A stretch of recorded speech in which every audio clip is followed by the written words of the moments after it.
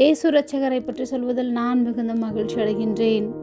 இயேசுவின் மரணத்தினாலே இப்பொழுது ஒப்புரவாக்கப்பட்டோம். கொலோசியர் 1:21 முன்னே அந்நியராயும் துர்க்கிரியைகளினால் மனதிலே சத்துருக்களாயும் இருந்த உங்களையும் பரிசுத்தராகவும் குற்றமற்றவர்களாகவும் கண்டிக்கப்படாதவர்களாகவும் தமக்கு முன் நிறுத்தும்படியாக அவருடைய மாம்ச சரீரத்தில் அடைந்த மரணத்தினாலே இப்பொழுது ஒப்புரவாக்கினார். நாம் தவறுகள் செய்வதாலும் சரியான பாதையில் நடக்காததினாலும் நம்மை உண்டாக்கின கடவுளுக்கும் நமக்கும் இடையே ஒரு பெரிசல் உண்டாகிவிட்டது. ஆனால் தேவன் நம்மை ஒரு முக்கியமான காரணத்திற்காக உண்டாக்கினார்.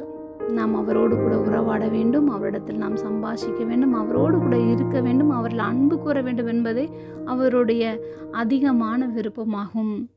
ஆனால் இந்த நல்ல உறவை நாமே கெடுத்து விட்டோம். நம்முடைய தவறான காரியங்களினால் அவரை கஷ்டப்படுத்தி அவருடைய காயப்படுத்தி விட்டோம்.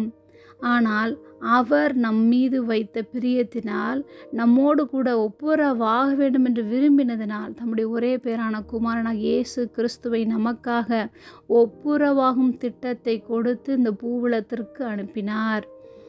பாவ மன்னிப்பும் பரிசுத்தமாய் வாழ்கிறதற்கும் நல்ல உறவை அவரோடு கூட வைத்து கொள்வதற்கும் நம்முடைய குற்றங்களையும் நம்மை கண்டிக்க வேண்டிய காரியங்களிலிருந்து நம்மை மீட்டெடுத்தார்.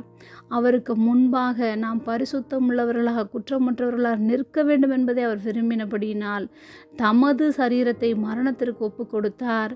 நமக்கு எதிராக இருந்த எல்லா கையெழுத்துகளையும் சிலுவையில் குலைத்து போட்டார்.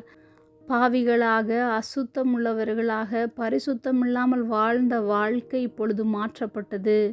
அவருடைய நிழலில் நம்மை மறைத்து கொண்டு அவரோடு சேர்ந்து வாழும்படியாக அவரது வலது பார்சத்தில் ஒரு இடத்தை நமக்காக ஆயத்தம் பண்ணினார்.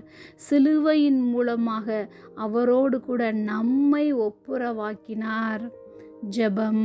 அன்பின் பரம தகப்பனே, எப்பொழுதும் எங்களோடு கூட இருக்கிறவரே, இயேசு கிறிஸ்துவின் மரணத்தினாலே நாங்கள் ஒப்புரவாக்கப்பட்டதற்காக நாங்கள் நன்றி செலுத்துகிறோம்.